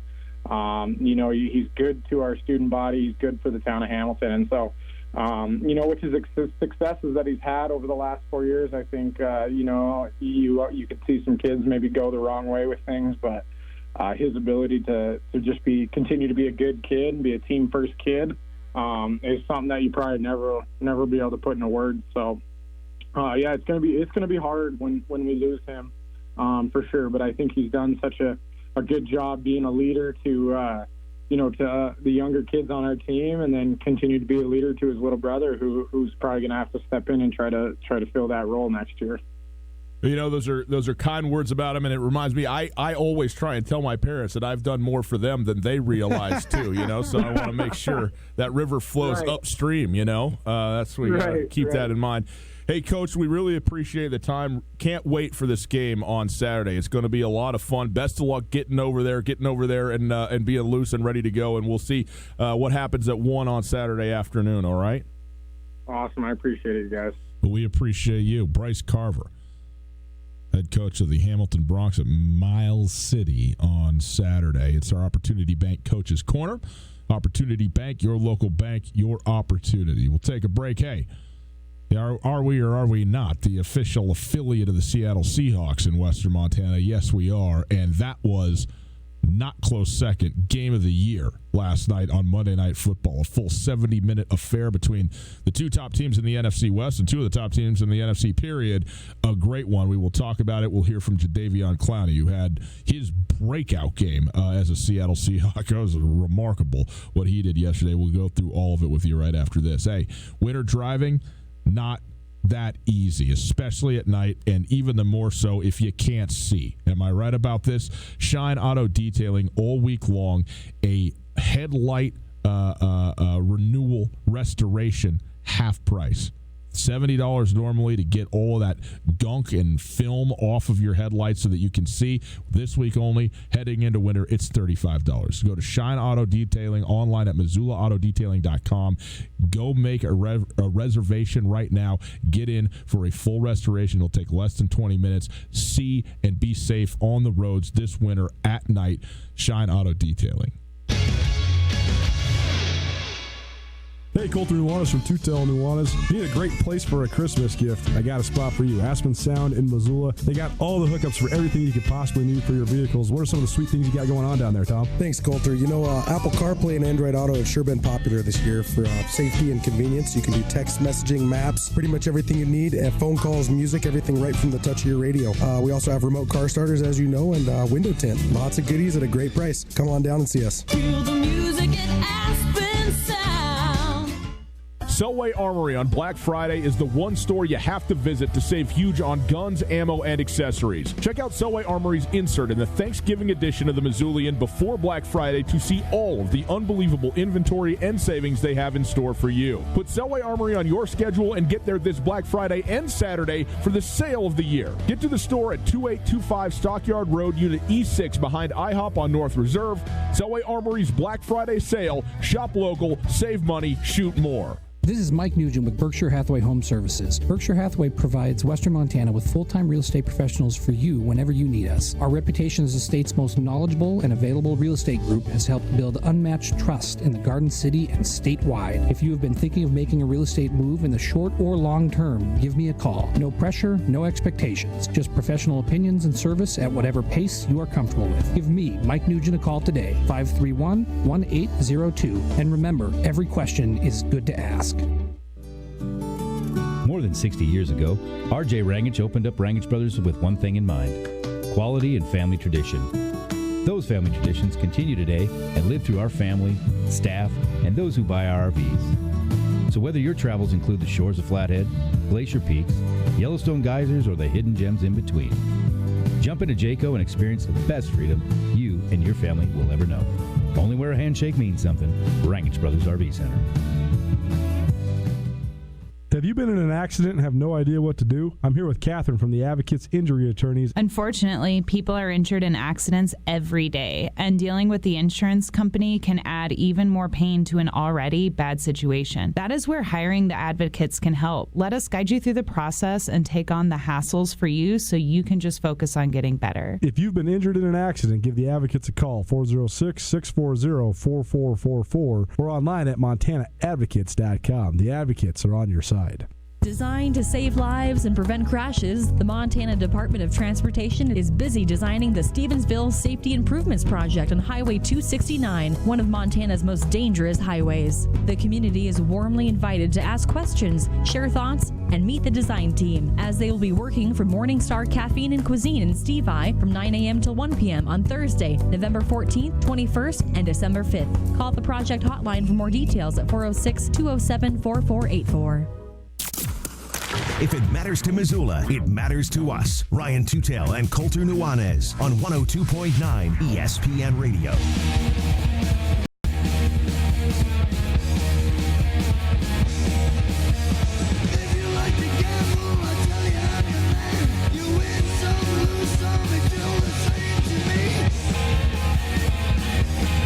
Well, the game of the year in the NFL last night, Monday Night Football. The previously unbeaten San Francisco 49ers and the then 7-2 Seattle Seahawks go for 70 minutes in a full overtime. And the Seahawks, after this thing went back and forth, I mean, both teams looked like they were going to win it multiple times. I mean, it looked like it was in the bag multiple times for both teams. Crazy the way this thing went. But Seattle and their, I don't know, ability to believe to the end, or whatever it is that Pete Carroll and Russell Wilson are up to, get a 27-24 win with a field goal at the buzzer to hand San Francisco their first loss, for Seattle to get to 8-2. They're now only a half game behind of San Francisco, and of course own the head-to-head as the Seahawks go on a bye this week. So a huge win for them. Russell Wilson, 24 of 34, had a touchdown, did throw the one interception, he hadn't thrown a red zone interception to the San Francisco 49ers ever in his 8-year career. By the way, he's been playing them every year, twice a year, if not 3 times a year. Throws one with 5 minutes to go in the overtime. It was a great play defensively, by the way, on that interception, I thought, by San Francisco. And then that was one point where you thought, well, this thing's over. I mean, he returned it into Seahawks territory. And then a rookie kicker who had been called in, Robbie Gould injured, was really good in this football game until the last one that he had to have, and then it looked like me kicking it, shanking it into the left pylon of the out of bounds or whatever. I mean, just crazy how that went. But the Seahawks getting the victory. Jadeveon Clowney, though, Colter, I mean, he was the best player on the field. By the way, that 49ers defensive line with Bosa and Solomon, the whole group, I mean, they are unbelievable. But the best individual player in this football game wasn't Russell Wilson. It wasn't Bosa. It wasn't Garoppolo or anybody else. It was Jadeveon Clowney, who had the scoop and score touchdown, but got pressures and hurries and quarterback hits all night long, was simply unstoppable. And in this football game was I guess the breakout to me of the year, certainly for his time in Seattle. This is what Seahawks fans have been looking for. In the post-game press conference, he was asked, how do you feel after a roller coaster game like that? Never thought we was going to lose. I always tell the guys, look, just keep playing on defense. Russ going to make something happen. Well, he was right about that. I mean, Russell made something happen. A bunch of guys made something happen. He was also asked what it meant just to kind of have the game that he had and finally break out and get pressure in the way that he did last night for his team. Yeah, man, they come in bunches. They come in bunches. Tonight was our night up front. We had a good night. We did what we were supposed to do, come and put a lot of pressure on the quarterback and try to make him throw some bad balls and force some turnovers. We did that tonight. We gave our offense great opportunities to score with the ball.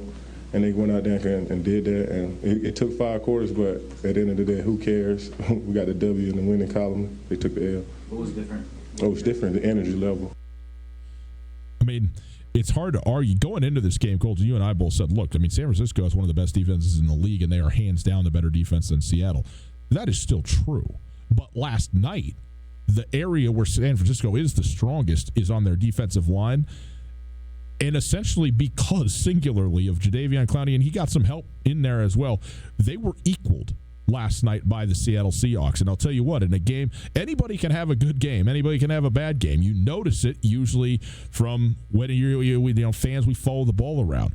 But Jadeveon Clowney had his best game as a Seahawk, had one of the best games that he's ever had, frankly. And if that is the production, it's not going to happen every game, but if he can approximate something like that, he single-handedly changes the complexion of this Seahawks defense. Well, absolutely. It's the anomaly that has always been Jadeveon Clowney, because when Jadeveon Clowney is at his best, when he performs the best that he can physically perform, he is one of the greatest athletes to ever walk planet Earth. No question. And Jadeveon Clowney, we talk often about how when you have unbelievably sky-high expectations for somebody, then all they can do is fall short of those expectations. Yeah. If Jadeveon Clowney was just, even a DeForest Buckner, we'd be thinking he's having a fine NFL career, but he has this narrative surrounding him that he's never reached his full potential, because his full potential is literally the greatest defensive end that's ever played the game. Right. But when he can channel it, though, he shows flashes, and I think that's why people do hold him to such a high standard. Mm-hmm. But if he plays like he played last night, now all of a sudden Seattle has an elite edge guy, and that changes the face of your entire team. No doubt. I love Nick Bosa so much. This is a free plug. Shout out to Zootown Sports Cards. I was in there earlier. We'll give you guys some Zootown Sports Card stuff later on in the week, so stay tuned for that. But they have this little thing called Z-Bay where you can bid on cards. They have a Nick Bosa autograph card in there. I went down there today to get some stuff for our giveaway on Thursday, but made sure to bid on that card because that's how much I love Nick Bosa. I think he's going to be an All-Pro for a long time. You do, huh? Healthy. Is that the small limb you're going to go out on and say you think Nick Bosa is going to be a Pro Bowl caliber guy? It's just never that easy, though, man. I mean, has Jadeveon Clowney ever been an All-Pro? Bro, what I'm saying to you is the best defensive player on one of the best defensive teams is a guy who's played 6 games or whatever, now 9 games, 10 games in the league. He's unbelievable. Unbelievable. But it's not that easy for that to just come together. I mean, think of all the dudes, all the elite edge. Jadeveon Clowney was a second-team All-Pro one year. Okay. But just think about how hard it is for it to come. I mean, think of guys like Dante Fowler and Deion Jordan and Vernon Golston. No, I'm saying it. I'm agreeing with you that it never happens, and it has now happened. I mean, it is that. I mean, he's a Pro Bowler from his first snap in the league. That's insane because that does not happen, and he is. And it's not just his physical gifts. I was laughing out loud when I watched them 2 weeks ago. One of the announcers, I can't remember who was doing color on the game, but he said, yeah, he's a bit undersized. And I was like, what are you talking about? He's 6'4", 270. Yeah. He's one of the most anatomically proportional people in the league. I mean, he is an absolute specimen, and he's a special, special player. That was an awesome game last night. Incredible game. I know there was, people talk, a lot of turnovers, kind of ugly game. It wasn't ugly to me at all. Kendrick Bourne had a touchdown, but he did not play well. He had a couple just straight drop passes. Okay, that's ugly. In fact, one of those tip balls turned into an interception for the Seahawks. I don't know how many fumbles there were in this game. There was only one bad fumble, and that was by Chris Carson on a run. Rashad Penny on a run. Every other fumble that was caused, 3 of which were by both quarterbacks, by the way, is because dudes are coming straight off the edge and so good on those defensive lines that it's laughable how good they are. And, of course, they're going to strip the quarterback and knock it out of there and every other thing that happened. The interception that was made by the San Francisco linebacker on Russell Wilson, that's an unbelievably athletic play to drop into coverage and go up and get that thing that Russell Wilson's trying to teardrop over the top, which he does all the time. Amazing. So I thought it was an incredibly well-played game, and you got to tip your cap when guys just make plays. I mean, it's just remarkable and a great defensive game to watch. I mean, 27-24. If only they could all be like that. I mean, that was too good last night. And by the way, to me, I think San Francisco's even better than maybe I had thought. Hey, tomorrow, looking forward, Chase Reynolds going to be with us on the ESPN Roundtable, former Grizz, former Los Angeles, St. Louis and Los Angeles Ram. So listen in for that. Check us out on the podcast brought to you by the Wingate by Wyndham Hotel. By the way, the FCS Speculators podcast drops tomorrow as well. Hi there, it's Les Schwab Tires. Well, more like Les Schwab alignment and brakes and shocks and wheels and tires. Now, some tire places don't offer all that. They only sell tires. And we're not sure how they sleep at night because all those services affect things like steering and stopping. That's why we offer more than tires to help keep you safe. Stop by or book an appointment at leschwab.com. Les Schwab Tires, doing the right thing since 1952. On Russell, across from the fairgrounds. We combine quality ingredients with home-style recipes to create the Montana Club's fall comfort food menu. Savor our tender boneless beef short rib or caramelized brandy apple pork shank. Dig into our classic savory chicken pot pie or fall for our zesty skillet lasagna. Top things off with our creamy pumpkin skillet a la mode. Scratch-made comfort food that's as real as it gets. Served 11:30 to close at the Montana Club on Brooks and North Reserve, Missoula. No matter how far you may go, there's always one just down the road. Down come who pump it up. Burritos and beer, they just go together, don't you think? Stop by your local Town Pump and pick up a 24-pack of Pabst or Rainier for only $17.99. And grab a couple of burritos from the deli, 2 for $2.22. Make your stop fast and convenient at Town Pump, right down the road. Right down the road. Thank you for making Polaris America's best-selling off-road brand. During the Polaris Great American Thank You event, financing is as low as 3.99% and